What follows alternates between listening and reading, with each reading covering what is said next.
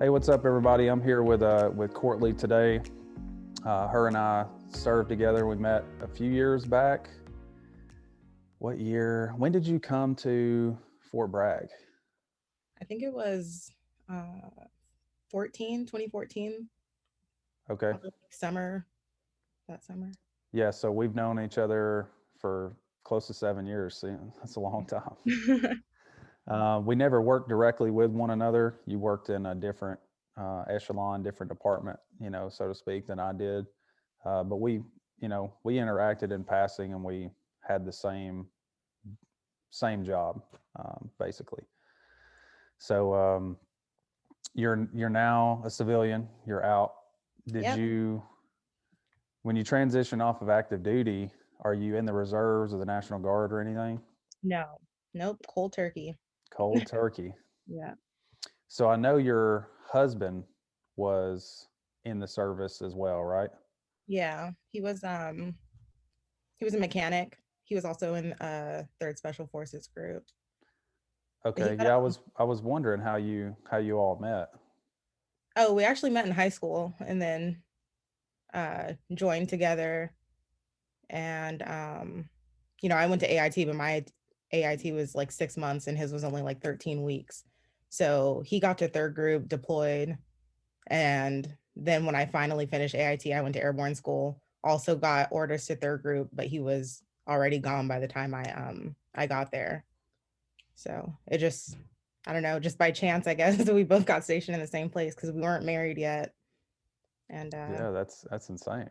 yeah, it's pretty wild. So he got out what year? He's been out for a few years. Yeah, he got out at the end of 2016. Okay, so he did one tour, one stint, one contract, and you Yep. did two. Yeah. Okay, cool. And then since he was a mechanic when he was in, what has he been doing now that he's transitioned out to civilian life? So he dropped the whole mechanic thing altogether and he went to school for cybersecurity. Okay. So he's using his GI Bill and he's still in school. He's got his associates in cybersecurity. And then he just transferred to George Mason out here and he's getting his bachelor's in IT. Yeah, that's awesome. I don't blame him for dropping the whole mechanic thing. It's a Yeah. rough gig. Yeah, he was like he said he regrets it. He regrets not doing something in the army that was gonna, translate well into the civilian world. He's like, if I would have just, did it like you and, went into something that I knew was gonna benefit me when I got out, then I definitely would have went like 25 series and been one of those IT or signals guys. Yep. Yeah. And I didn't know that you had transitioned out and was doing the same thing, as a contractor. Hmm. Um, I figured you might have got into something else because I always tell guys that I work with, they're like, oh, if you retire or whatever, are you going to do this when you get out? I'm like, no, Heck no. Yeah. I would tell people no the way. same thing, but it just happened so fast. And I was in Afghanistan this time last year and we didn't come back till July. But while I was on the deployment, I got orders for recruiter. And I was like the GO and NCOIC, and they wanted me to leave deployment like in the middle of the deployment, go to school. And that was like when COVID was ramping up. So basically, if you left back to the States, you couldn't come back on the deployment after you finish your school. So I was like, I'm not going to leave my guys out here and just drop this deployment because you guys want me to go to recruiting school. We shouldn't even get orders while we're on deployment. Like we should be untouchable. But something happened in the system with HRC and all of our guys just started coming down on orders. And yeah, it was wild. I was like, I'm not doing it. I'm not going to go not do my job for another 3 years, then be at the 10-year mark because I was right at my 7 year mark. I was like, that's going to put me at the 10-year mark without doing my job for 3 years. So I'm going to be out of practice. And Yep. then you know how it is when you get to the 10-year mark, you're like, oh, I just did 10. What's another 10? And I was like, I'm not getting to that point. See, I, that's the point I'm at now. So before we started recording, you asked me if I was a lifer. And I don't want to say I feel like I have to be, but I've just ran into so many people that did like 11 or 12 years or something like that, and they got out and they've been out for a while. It may be they may have been out for a decade, and they're like, man, I just wish I would have stayed in and finished, and I'm like, yeah.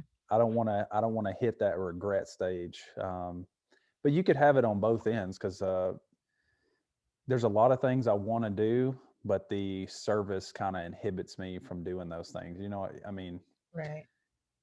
you have an obligation to the service.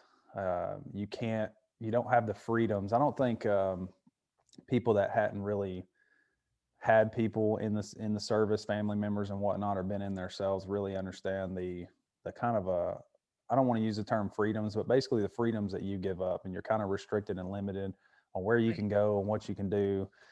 And sometimes you're just like, man, you know, if I was a civilian, I would do this and that and whatever. But also, if you've been in for so long, like you did, Yeah. 7 years, I'm at 10. It's like, if you transition out, it's like, what am I going to do? And now it's just it's kind of like a life unknown. Even though we all live in America, and we do the same things everybody else does, it's weird. You know, to me, it's weird how you transition out and you're like, what am I going to do? How do I do this? And I think that fear of what am I going to do? How am I going to do this is what keeps people in longer than they probably need to be Yeah. or want to be. And I got that question a lot, like, oh my God, what are you going to do? People would freak out when I was like, I just threw together a resume while I was on deployment, like I was working days, so 12-hour day shifts every single day. I'd get off and just talk to some of the contractors we talked to, and they were, 35 Fox contractors, but the same idea, they knew what these companies are looking for. And I was like, I'm just going to draft something up, put my resume out there, I'll post it on Indeed or, whatever the stuff that they use, LinkedIn, and see if I get any hits. And I was interviewing while I was on deployment. So I would, go to the MWR and set up my computer, and I'd be in my uniform and, just talk to these people. And I don't know, I just thought it was like silly when people would ask, what are you going to do? Like, I just gave 7 years, of imagery analysis experience. You don't think that there's anything else out there for me? Like, everyone just assumes like we're going to live on the streets. Like, but I think you see like all these, vets, whether they're telling the truth or not, you got guys out on the streets that are like, okay, if we have this whole VA system, why are they not taking care of their people? Why are there not opportunities out there that are being broadcasted for us? There's so many opportunities though. You just got to do your research. Like, I started on USA.gov or USA Jobs, I think. Mm-hmm. And then I went to clearance jobs. So if you have a security clearance already off the bat, you're you're way ahead of anybody else in your field, because even these guys who, went to college for doing the stuff that we're doing, they got to pay out of pocket for their clearance, and no company wants to pay that. So it was kind of like I was already at an advantage. Then I had the contractors helping me out with my resume. So I never really feared getting out. I felt like I always had, if anything, my backup plan was always going to work for, or was always going to work for the NGA. And I know guys who got out and got contracting jobs, right off the bat. And I was like, if they can do it, Yeah. I should be Oh all yeah.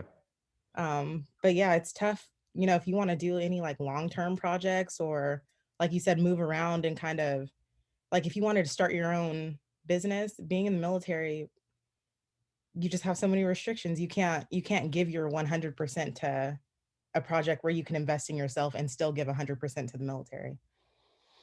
Yeah, and I think the defining factor, at least the place I find myself in, is if you're trying to put your time and effort into something that you want to do as a hobby to make extra money on the side while you're active duty, you're in the back of your head. It's like, am I going to deploy? You know, when am I going to deploy? Am I Right. going to get orders to move? So if you establish some kind of customer base here, the Army might say, hey, you're going to Fort Hood to live in Texas. And Right. you're like, man, I've been here for 3 years. I've spent all this time and effort and money to do this thing here, and now I have to go. Right. At least that's where I find myself in. You know, I'm getting into, I don't want to call it farming, so to speak, but I'm trying to create some stuff here. We're trying, we got some chickens now. I'm trying to get some cattle and whatnot. And if I put all this money into these animals and to try to do a garden and all this stuff, and then the service is like, hey, man, we got other plans for you, then I have to sell off everything that I've accumulated. Right. Yeah, that's rough. And I mean, and I know people who do it and they just kind of try to, even if they're not doing the same, if they're not in the same unit, they'll try to skip around to stay on the same installation. Mm-hmm. So, if you're in one unit right now and there's another GeoInt position in on that same base that you're at, I mean, you could try to do that and skip around for that. That might help you like with longevity for maybe 6 years, but it's definitely there's going to come a time, like you said, where you deploy or you just get PCS orders altogether. But yeah, it's rough. It's a gamble. Even with buying a house, nobody ever wants to buy because they're like, we're just going to leave in 3 years anyway. But I could never fathom just forking out, let's say $1,200 a month and it's going to nothing rather than just going ahead and buying. And at least that $1,200 is going towards my mortgage of a house that I own. Yeah, and So, it depends on where you get it too. We were fortunate here because I left Bragg and came here in May of 2017, and I didn't buy a house right away. I didn't get one until February of 18, and then we just sold it and moved out here. We built a house and everything, and kind of moved out of the city limits, out in the county, so we could kind of have freedoms and do what we wanted to do. right, out of the Um, HOA. yeah, because we had an HOA and everything, and everybody was packed, and we had people in front of us, beside us, behind us, and it's okay for people that have busy lives and they don't want to mow grass or want to have this or want to have that, so they're living that kind of minimalist, yeah, minimalist thing, and that's for some people, and that's great. I mean, I hate mowing grass too. I just want freedom. I just want to be able to walk outside and kind of do what I want to do, and nobody really tells me otherwise. Right. So we bought the house. We owned it for a little over 2 years, which is the VA requirement when you get a VA loan. When you sign the papers, you're saying, "Hey, intend to live here for at least 2 years." Mhm. Whatever. So we met the requirement, but we sold it and we made money on it Mhm. in a short amount of time. But it's just because of where we bought it. The market was, pretty good, and things like that. I mean, we bought a house at Bragg and owned it for a while. We made money on it too, but we basically made the same amount of money on our house at Bragg that we did here. And it's because of where we live. We bought it in Fayetteville, which nobody wanted to live there. Right. So Right. even though we own the house longer, we didn't accumulate as much equity in the home because the market value just didn't go up as fast. Right. So buying a house it's a good thing, especially if you can own it for a long time. That's A home is supposed to be an investment. That's how it's always been. And it's more the land. The land value is what goes up, because what I tell people all the time is you can't make more land. Like, there's only so much. So if you own a piece of land, it has, unless it's just a catastrophic event like when we had a recession in 2008, the Mhm. land can only go up. Right. So Yeah. Especially if you're in a city that's landlocked already. Like their only option is to tear down what's already been built and rebuild, or you're just going to be paying, upwards of $500,000 for a shack because they can't go up anymore in price and they can't build any more land. So, yeah. We just came from the Panhandle of Florida. I was stationed at 7th Group and in Fort Walton Beach, Niceville, Destin, all those houses, there's nowhere else for them to build. There's only so much land right there off of the Gulf, and they're already landlocked. So there's no new construction going on. There's no like competition with, different houses going on the market. So everything pretty much stays the same price. It's severely overpriced, but it's mhm. location because it's close to the beach. And yeah, I wasn't willing to buy up there. So we we went up north a little bit into Crestview and bought some land there. And they're always expanding, but it's one of those super small towns. Nobody wants to live there, And then the people who already live there don't want new people living there. They've been there forever. They don't want to They don't want them making a whole bunch more construction and the roads getting more busy and stuff like that. It's like a whole bunch of old people that are like, no, we've been here forever. Get out. Yeah. Yeah, I went down that way because I visited Hurlburt. That's such a Yeah. hard base to pronounce. Hurlburt Field. I went down there for a little bit. So I was pretty close to where you guys are at seventh group. Mhm. Um, and I hung out with a buddy of mine that was there. I think he was in second battalion. Yeah. He was a golf. Jordan Smith Wilson. Did you ever run into him? I don't think so. It doesn't He sound was probably on his way out. I think he got out in 2018. okay. Yeah, I got to seventh in early 2018. So Okay, I yeah. went So to he third. was I went getting out. I mean, how different was what you did at seventh group from what you were doing at third group? Ooh, so it kind of varies because when I first got to third group, I was just in the regular imagery analyst position. So I was literally analyzing imagery. And then towards the end of my career, once I made five and went to the GIMS course and did all of that, I was strictly doing um, collection requirements for NTM. So that that portion of what I ended third group doing was nothing compared to what I did in seventh group. Like I thought I was gonna be like hot shit working for the CRIF and like going out on missions with these guys and like putting in requests for them. And I was not. They were like, we don't want a girl in the CRIF. We're gonna keep her Yeah, at battalion, and they needed a GON NCOIC anyway because ours was leaving to go be a instructor at Huachuca.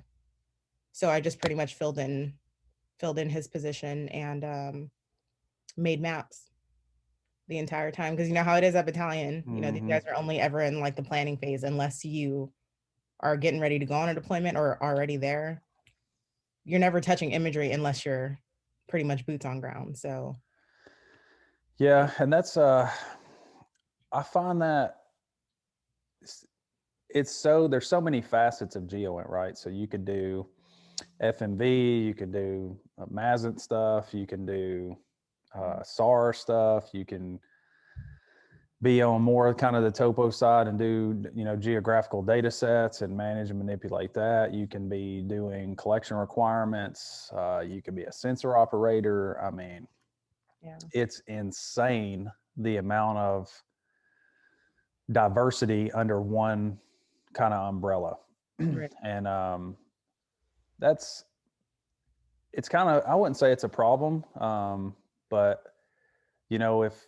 if you left one organization, one unit, got orders, went to another one, and you showed up and they're doing things that you have no experience or uh, you just don't know how to do that. Well, you show up, they expect you. You're like, hey, you're an imagery analyst. You showed up to do the job. You don't know how to do your job. Right. I'd be like, bro, I've never done this before.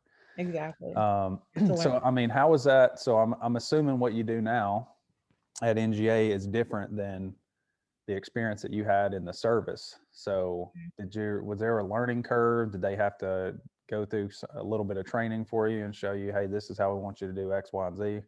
Yeah, absolutely. Like you said, there's so many things that fall under GeoInt. So I didn't even we'll go all the way back to when I was putting together my resume. I was like, what am I supposed to put on here? Because I have Mm-hmm.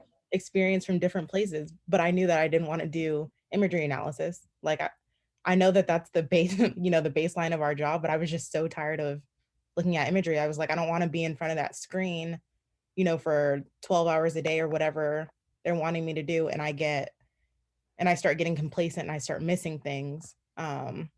That doesn't sit right with me. Like my anxiety is not cut out for that. So, and then also with imagery analysis, it's always subject to interpretation. And I need things to be black and white. So if I look at something and I say, I think that it's this, and my boss is over my shoulder and he's like, nah, I think it's this. And you make me do an incorrect assessment. you make me change my assessment and it ends up being wrong. That's my name that's on the product. I Yeah. can't be like, oh, well, he told me to do this, or she, wanted me to change that.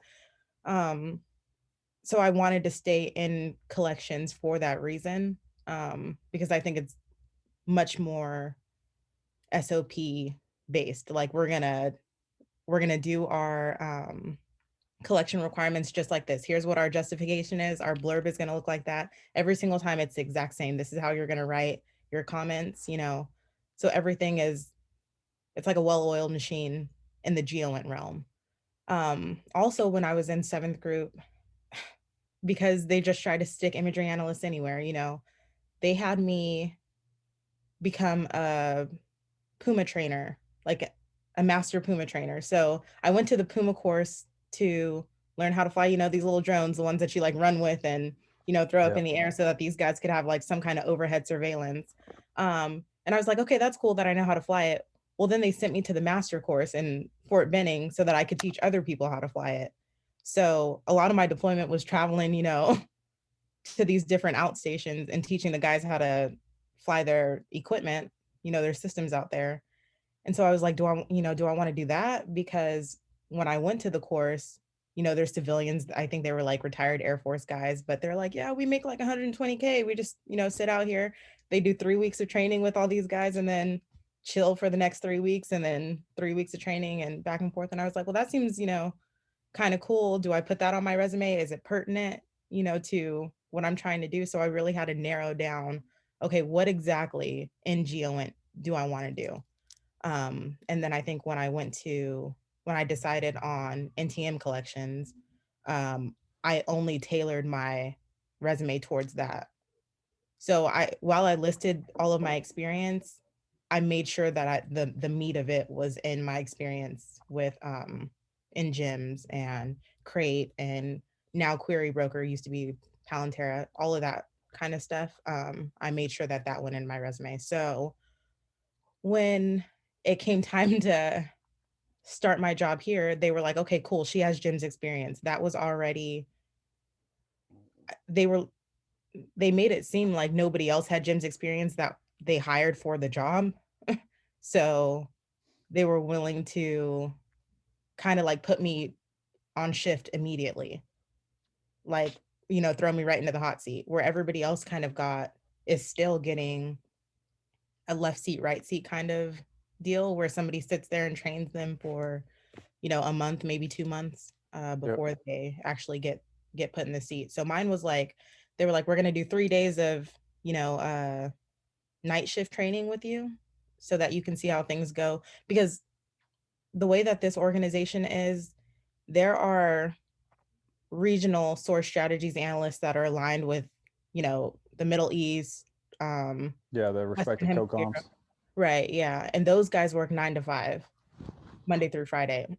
But because I'm part of the NGA Operations Center, we're on what's called the time dominant operations center. Um, we're on watch. So we pull 24 hours. Um, it's like a 24-hour mission. So whenever they're not there, the 9 to 5, we're there during the day with them. And then there's another shift that comes in at night and then on the weekends. So we're covering constantly for the entire world, if that makes sense. So we're not regionally aligned. We just kind of pick up whatever is in their queue and adjudicate that way. Yep. Um, so yeah, long story short, it was a learning curve. It's super fast paced, which I don't mind. I think because I've only been in group my entire Army career, so everything was pretty much fast paced. But just the dynamic, I think, of everything is what was more of a learning curve than the job itself, if that makes sense. Yeah. Not necessarily the technical aspects of the program or whatever, but just the way that how do I want to word this? The systems and approaches that they had to get to the end product. You're just trying to Right. figure out, how do you guys do it? How do you want me to do it? Right. What's the flow? What's the workflow of things? And then once you kind of figure that out, you're like, okay, well, I know how to work on the website and do X, Y, and Z. Right. I talked to a guy. Um, I just had how many days ago? It was a few days ago. We did a video call, and he works at the West Campus out in St. Louis. Yeah. And he's done several different things because he's mostly been in the reserves or the national. I think he's in the reserves, and he'll go on active duty from time to time if he's between contracts or whatever. Yeah. But he's had a couple of different contracted jobs. And what he was saying and was telling me is most companies are willing to hire you based on your knowledge of the programs and the software. Right. It's not necessarily the job. They're like, oh, we can teach you the job, but if you got the buttonology and the understanding of how these programs and software works, that's the biggest hurdle. Right. So if you know how to do this and you have experience in that, then we can teach you what we do in our processes and then send you on your way. Yep. That's pretty much how it is. And But I remember looking at them when I thought about transitioning out before I re-enlisted to PCS from Bragg, and I was looking at some of the companies that posted on there wanting like entry level analysts or whatever, and they had a list of programs that they wanted you to know. And I was looking at it and I was like, look, if somebody knows how to manipulate all these programs, they're not going to apply for this job.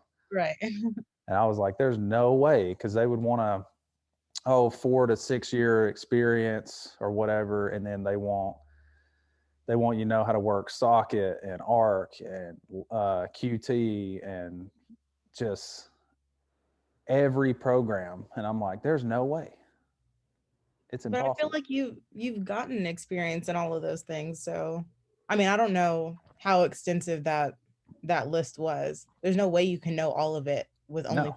6 years experience. But if you know the big ones, just I mean, I won't say lie about the other ones, but No, but it was just funny to me. And I was like, there's no way they're trying to pay this position $60,000-$70,000, and the stuff that you want these people to know, they'd have had to been 12 years plus. Like, nobody's going to apply for this job.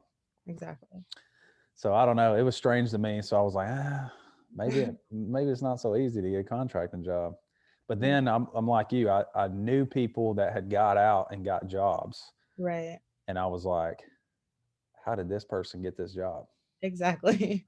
And that was kind of like my motivation. I was like, you can read up on all these things that these companies want, but the bottom line is if you tell them what you can do, then somebody will pick you up themselves.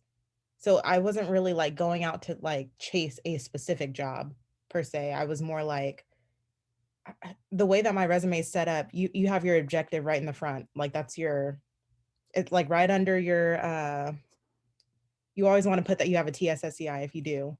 And then right after that, if you've got any kind of polygraph, put that right after. And then after that, your objective goes. So depending on where I was going to post my resume, I would look to see what that job's mission set was, and copy paste it right back into my resume and be like, I can do all these things you just said that you wanted us to do. Yeah. So like my resume was like, like a living document. It was always changing depending on, so I had like resume for this company, and I would just, depending on what they were asking for, I would change that blurb in the front and then label it on my computer, so and so company resume. Yeah. And I just did it like that and posted them everywhere. And I was like, if I get hits, I get hits. Cause I was like, I think it was the point in my career that I was at. I just was so done with everything else. I was like, I'm not reading through all of this. I know what I can do. Somebody's gonna pick me up. I didn't wanna I didn't want to be freaked out, about what could happen. So I just gave it to God. I was like, listen, I'm gonna pray about it a little bit, and somebody's gonna pick up my skill set. Like I know that I'm capable of doing this job, a lot better than half these people that are already in that industry. So Yeah. they can get or leave it. I've got 7 years of experience. I can do this. I've seen the people that they've hired in the past. I can do it. And if not, if I couldn't get a source strategies analyst position, if I had to go get a map making job, then so be it. But I was going to do something as soon as I got out of the Army, Yep. because once I decked my orders for a recruiter, my contract ended in December of last year. We got back from deployment in July. So I had, like 3 months to hit the ground running to try to get all of my affairs in order before I got out. And then I had like 90 something accrued days of what is it called? Terminal leave. No, now it's called transition leave. So I had like 90 days of transition leave. That put me at getting out in September, but we weren't back from the deployment till July. So I was like, how am I gonna, out process the entire Army and get all of my medical stuff together? And I just did it. I just ran. Yeah, some people's had. I talked to another buddy of mine. We were in the 82nd together, and he was a UAV guy. Mhm. And we got back from deployment. I I want to say he transitioned out in less than 90 days. Like, Yeah, it's possible. and I was You're like, gonna be hurting, but man, it's possible. you didn't. He didn't get any. Well, it just sucks for service members, right? Because the Army wants you to do ACAP process like a year out. I Right. think it might be 18 months. Yeah. You start doing all these things, and there's so many programs and options. So he got out, um, was just working a standard job. I think he was working at like a motorcycle place fixing bikes because He was a he UAV guy? yeah, he was a UAV guy. But he got out, was working on motorcycles. His father talked to him, and he's been driving trucks. He went through and got his CDLs, and now he's been driving. He's been a truck driver for like 7, 8 years. And but the Army has a program for soldiers transition out. They'll pay. You can get your CDLs during your ACAP process. But he had Right. done it so fast, had to get out so fast. He didn't get to go through all the things because I know the ACAP process has like interview. They teach you interview skills. They help you prepare resumes. They got all these things. But if somebody has to get out in a short time span like that, it just kind of puts a damper on preparing to transition out. Yeah, he missed out on some of the opportunities they provide. And honestly, I didn't have enough time to do any of that either, nor did I really want to, because I already had a resume and I Yep. had already had a job lined up. So that helped a lot with me bypassing the ACAP process, because now I think it's called Soldier for Life. Mm-hmm. And you have to go through it. So he would have came on their radar, you know, back then. I don't know how it was, but now they start sending you emails, to your AKO, like you said, 18 months out. And they're like, hey, you're in your window for getting out. What are you gonna do? And then retention will start hitting you up. And depending on what you're trying to go with, I know some people make the decision a little bit late, but you still have to start going through to those classes. If you don't re-enlist, you still have to go to the classes. Like, if you're 6 months out, you're doing the 6 month out class that says, you only have 180 days until you have to make a decision. Do you have an outline of a resume made? Have you transferred all of your military credits to civilian credits? What schooling do you have? Is your ERB up to date? Does it, um, they just go through it seems like minor, minuscule things, but a lot of people don't know how to do that stuff. If you join the Army at 18 years old, you have no Yep. idea, what's expected of you in the real world. I didn't even know what a direct deposit was, until I was like 2 years into the Army, because somebody, when you're in, what is it called? Reception for basic training, you're doing all that paperwork. You're like half asleep during all of it. I was like, I don't know what TSP is. I don't know what direct deposit. Yeah. Just somebody signed me up for all that stuff, and now I have this money in this, in these stocks, and I have no idea where it came from. But you don't start getting to know that stuff unless you go out and you venture out on your own and do it, or you have a real savvy NCO that's willing to take the time to teach you adult things that are not, outside of the Army, like how to buy a car and what your interest rate should be. So you don't have some, 19-year-old kid going to buy a freaking Rolls Royce or something. Yeah, I had to do that with man, why can't I think of his name right now? So it was at third group. I left third battalion, went to second battalion, and we had some younger guys over there, both Golfs and Foxes. Mhm. And the kid bought a car, bought it like a newer Mustang, spent a lot of money on it, had a higher interest rate and everything. And he obviously didn't tell me about it. I just kind of found out, and I'm like, "What's your interest rate?" And he told me how much his payments were and everything. I was like, "How long have you had the car?" So he tells me, I'm like, "Look, man, I forget. It was probably 1400, maybe earlier." I was like, "Look, I'm gonna let you off of work. You're gonna go straight to Navy Federal Credit Union, and you're gonna ask them go through the process to refinance this car. I Right. guarantee you they're gonna give you a rate lower than certain percentage." I told him, "So just go do it. It's gonna save you a bunch of money. I don't want to hear nothing about it.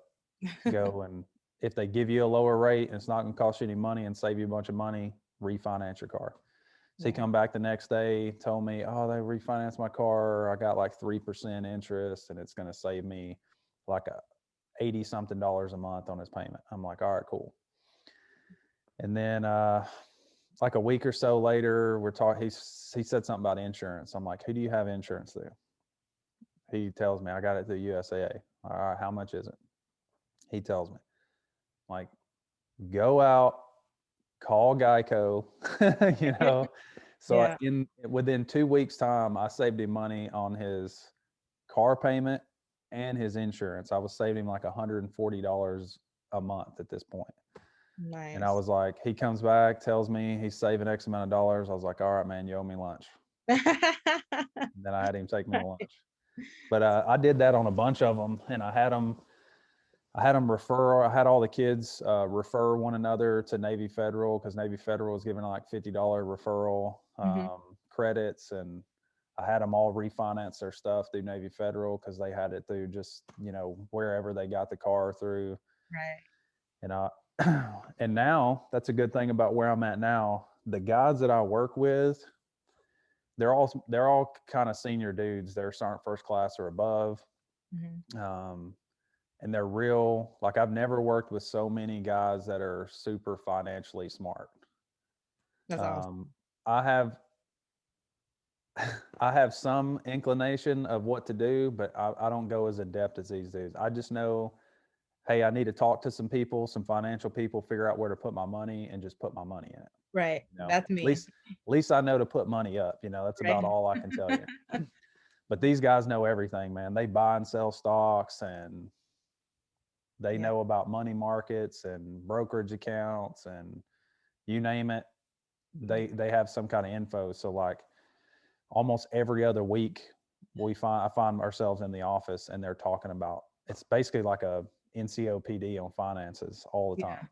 Yeah. That's sweet. So it's pretty legit. So almost everybody we work with investing in TSP. They put money into other kind of either money market accounts or dividend stocks. Yeah. Like, it's pretty incredible. Yeah. Or a high interest savings account. Do they do Yep. that kind of They stuff? Some of them have annuities. Some of them have like index funds. Losing my train of thought on the other one. I even have one of those accounts. I can't even think of the name. It's eluding me right now. But these guys are always talking about it at work, and I just pick up and listen to them, and I'm like, all right, maybe I need to transfer a little bit of money into this. Yeah, sometimes that's all that takes is, yeah, if you're fortunate enough to cross paths with somebody who knows what they're talking about, definitely take advantage of that. Because, I mean, you know, Chief Santos used to always tell us this, and I'm sure a lot of people do, but sharing is caring. And the more you let somebody know as soon as you find out some information, the better off all of us will be in the long run. It's not a competition. If you share a little bit of information about finances with somebody else, you're not going to lose money in doing so, Yeah, and help for the sure. next person out. So just like you helping those dudes out with their cars and their interest rates and stuff, that really goes a long way for people. Like maybe that's the seed that you planted in their lives that's gonna make them think a little bit smarter about every decision that they make when it comes to money. So yeah, good Yeah, stuff. I was the same as you when you're going through basic and in processing and doing all that stuff. Like they have so many classes. I'm just like, man, we're sitting here again. People are talking Yeah. to me about this, and that was one thing I didn't put money in because it was the TSP. I didn't know how long I was going to stay in, and I thought for some reason that, hey, if I put money in a TSP and I get out, I can't get that money out. It's got to sit there until till the day I retire, and then I can grab it. Yeah. Which is not the case. You can transfer it, in other accounts, but I didn't know that. Hmm. So I didn't put money into TSP until I re-enlisted for the second time to come here, because that re-enlistment, in my mind, I was like, okay, I think I'm staying in the service. Yeah. So I started putting money into TSP a few years ago. Okay. Nice. Yeah, it's like it kind of sucks when you start later because you're like, oh man, I missed out. Now you're trying to play catch up and fork over all this money into your TSP to like make up for the 6 or 7 years you weren't doing it or whatever it was. But I didn't start putting money into my TSP until, well, okay, I didn't start. They would take out, I don't know, a certain percentage, like a small percentage and put it into your government fund. But JOBY fund, yeah. yeah, but yeah, it wasn't anything significant. It was maybe like $500 in there over the course of like 3 years. So when I finally moved over to seventh group, I talked to a financial advisor because I started paying attention to the in processing briefings, and she was like, "Hey, I'm here on Tuesdays and Thursdays. If you have any questions, I'll be right here in this office." And she made herself so readily accessible. She was like, "You don't need anything. Just walk in there and tell me what you want to do. Tell me what your goals are, and I'll kind of like talk you through some stuff." And she was an older lady, and it was like talking to Dave Ramsey. She was giving me like so much information at one time. I was like, whoa, whoa, whoa. I'm like square one. She was like, but you're still so young. We can do all this stuff. She was like super excited that like I was starting so young. And I was thinking, I'm starting old. I'm already 23. I could have done this stuff when I was 19. She was like, oh no, you're fine. Like let's start putting stuff in there right now. And so she started breaking down, what are the um more aggressive funds, but you get more bang for your buck kind of thing. And I mean, she just sat there with me. Like, I think I would go like once a week for about a month.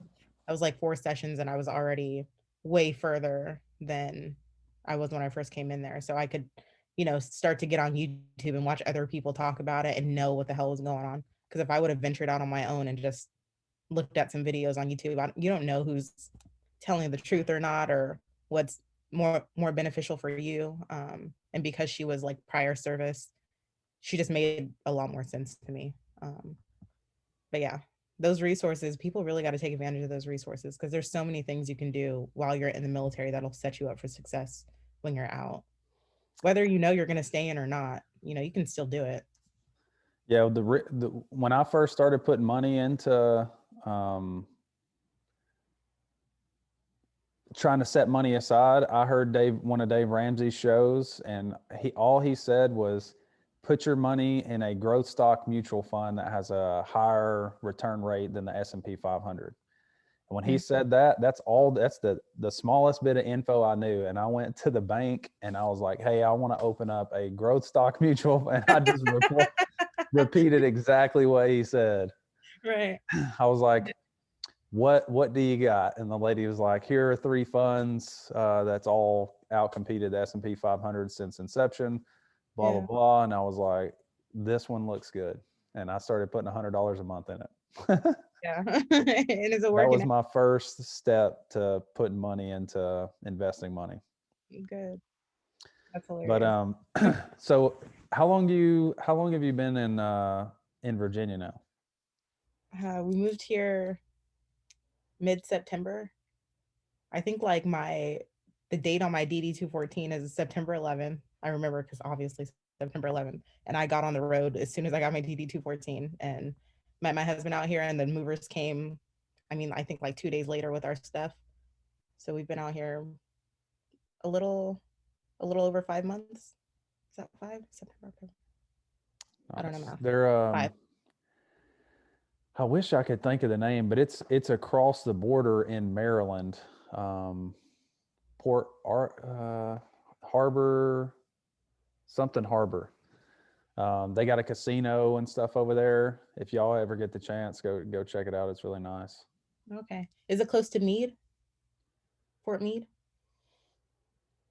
I don't know if it's close. It's close to what's that naval installation? It's close to a naval installation over there near the naval yard. It's not very far from like DC proper. Yeah, yeah. I know Um, the Navy Yard. It's like right where the Nats play. hmm Yeah. What is that? Yeah, I'm not But super. it's something Harbor, and there's a casino. I don't know if it's the MGM, um, but it's a really nice place. I went there several times on TDY, and we went out, hung out at that place. Downtown Alexandria is really nice. I remember going, and I actually had Chief Santos meet me. It was Yeah. St. Patrick's Day, and I think the place is called Murphy's or something like that. Uh, And it's like the only place. It's like an Irish pub, and it was like the only one, and it was packed. oh yeah. And I was already there with some people from the course we were in, and Miguel didn't get there till kind of later, and he was like, he texted me, "Hey, I'm standing in line." I'm like, "Okay." Like an hour went by, he still hadn't made it in Yeah. the bar yet. So he calls me, and I'm looking outside, and he's standing on the sidewalk. He's like, "Man, we can't get in, dude." And I was like, "All right, well, I guess let's go somewhere else then. I'm not gonna leave you outside." Yeah. It's wild out here now because, we've been out here for TDY tons of times, but living out here, especially during COVID, it is nothing like how I remember it being. Like right now, almost everything's shut down. So, because I'm only like 15, 20 minutes from DC. And I mean, restaurants are open, but yeah, none of the bars, clubs, and if they are, it's such a hassle because they're trying to do the 6 feet apart thing. So not a lot of people can be in there at one time anyway. So you're almost waiting in line for anything all the time. And it's too cold. It's too cold right now to be waiting to come in and get a drink somewhere. So yeah, we haven't ventured out much unless we're going out to eat. But you have to make a reservation everywhere you go. And yeah, it's just a hassle. It's inconvenience. Yeah, Miguel and I were at this DIA course, and we took a brew tour where we had to meet up somewhere in DC. They took us to a bunch of places. They dropped us back off, and I can't remember the name of the place, but it was like a block or two away. Some like, I don't want to call it a club, but it was like a bar slash club. It was 2 floors. The second one was like underground or whatever. It was pretty legit. Yeah. Yeah, we That went was there. that was in DC. Yep. Oh, I can't remember. We used to go so many places. Yeah, it's been so long since I've been there, and I only went to that place like twice, so I'd have Yeah. to look it up. Same thing with I think it's called the National Harbor. Is it the National Harbor in Maryland? Man, I wish I could remember. But that place is really nice. They got a bunch of nice restaurants. Yeah. The casino's there, so there's a lot of nice things in the casino. Bunch of places kind of attached to it. It kind of looks like a mall, and like Yeah. basically it's kind of like a mall. In the middle of it's a casino, and there's just a bunch of restaurants and bars and stuff attached to it. So it's pretty nice. Yeah, we'll definitely check that out. I think it might be the National Harbor though. That sounds right. Yeah, I That sounds think it's right. the National Maybe Harbor. like 2 hours from me. I think. From Alexandria, it shouldn't be super far. Maybe 30 minutes. Oh, now I want to look it up. Yeah, yeah. I'll Yeah. have to look it up. If I'm wrong, people can make fun of me. It is what it is. Yeah, just text me Um, about it. yeah, I'll think. but Yeah, well, we're not super far from yeah, like Maryland's 20 minutes away, DC's 15 minutes away, and I can get to Pennsylvania in 2 hours. So yeah, the National Harbor is probably a little closer than that. yeah, I feel like it's not super far, but that area is nice. I'm sure y'all love it. I'm happy for you. I'm glad you were able to kind of transition out and get into something. That's kind of a big benefit that I saw when working with contractors being active duty is like some of the active duty members would be more like JB, for example. They'd be more wanting to ask him a question or want him to do this or want him to do that because they thought that he was like smarter than us. And I'm like, well, no shit. Right. He's smarter than us. He gets to do it every day. Where you want me to go out and do all this other stuff Yeah. and Cut take grass, me go to away the from my field. job and but expect me to be super smart at it. Right. So that was always my frustration being active duty. It's like, well, no shit. I don't know. I'm not to the level of contractors because he doesn't have all the distractions that we have. Exactly. So Right. that was a big thing when, and you probably saw it too when you put your resume together, and companies probably wanted to know how many deployments you've been on, who were they with, what'd you do, because those companies are smart and they're like, hey, these service members really only do their job all the time when they're deployed, and Right. that's when they're getting the most experience. So they want to know those type of things. Yeah. Yeah. And the interview process, if you've got a solid resume, the interview process won't even really take you to those kinds of questions. If you lay it out super concise, they're not even, I mean, at least the people that I interviewed with, they weren't so much trying to nitpick every single portion of my experience. It was more like, I'm gonna ask you a question, like a scenario based question, just like going to the board. If you have, a customer comes up to you and they want imagery of, this entire area, it's about, such and such kilometers, and they want it for, later that night, but it's panchromatic. Pan can't shoot at night. Like, how do you go about giving them that information? And they're looking for you to have that kind of corporate America kind of response where you're like, you can't just be like, oh, fuck you, dude. Like that, that doesn't even make sense. Yeah. Like, figure out what you need and come back to me, like how we would do in the army. You can never tell the customer no. It's kind of like it's just like this whole system that you have to kind of like robotically tell people every single time, like, at this time we can't support, but we can, offer you this instead. In the meantime, it's very, it doesn't give you like a lot of room for error, but I like that because then you're right every single time. Like, hey, I did it the exact same way that you told me to do it. So if Yeah. this guy comes back and complains about me, I'm gonna say my boss told me to, say it this way. So, but yeah, it's been pretty sweet. I like it so far. I don't have to wake up at 06:30 and go run 2 miles in the snow. So I'm chilling. Yeah. I'm happy for you. I'm happy for you and your husband. Alexandria is a wonderful place. I'm glad you were able to get a position doing something that you want to do with an organization that you want to do it for. So I don't want to take up a whole lot more of your time. You were gracious enough to get on here on a Sunday. So Thank you. Thank you. And I wish you and Ivy the best. I hope the chickens work out and the cattle and yeah, your farming thing. But yeah, we're trying. I never thought I would uh, try to manage a farm, but we're just kind of doing it because I don't want to get the stuff from the store anymore. Prices are going up, and yeah, yeah, for real. If you can get all that stuff on your own, like I'm trying to grow a little garden on my patio. I'm like, I don't want to pay, I don't know, $5 for basil anymore. yeah, It's weird. we're hoping to start a garden come March, and we're just going to grow the things that we eat the most and try to subsidize some of our income on that, so we don't pay out as much to the grocery store because it's ridiculous. Yeah. Super It's getting ridiculous. We're gonna plant some fruit trees, hopefully get some apples, some pears and stuff from the trees, and heck yeah. we'll see how it goes. But Open up a little farm. Yeah. if you want anybody to be able to find you, now's a good time to tell them, hey, you can look me up on whatever social media you got. If not, don't worry about it. Yeah. I'm on Facebook. I mean, you can find me at Courtleigh Solis on Facebook. I probably won't accept you if I don't know you, but Mhm. on Instagram, I'm CEE_Solis, SOLIS. And that's about it. I don't do a lot of Twittering. So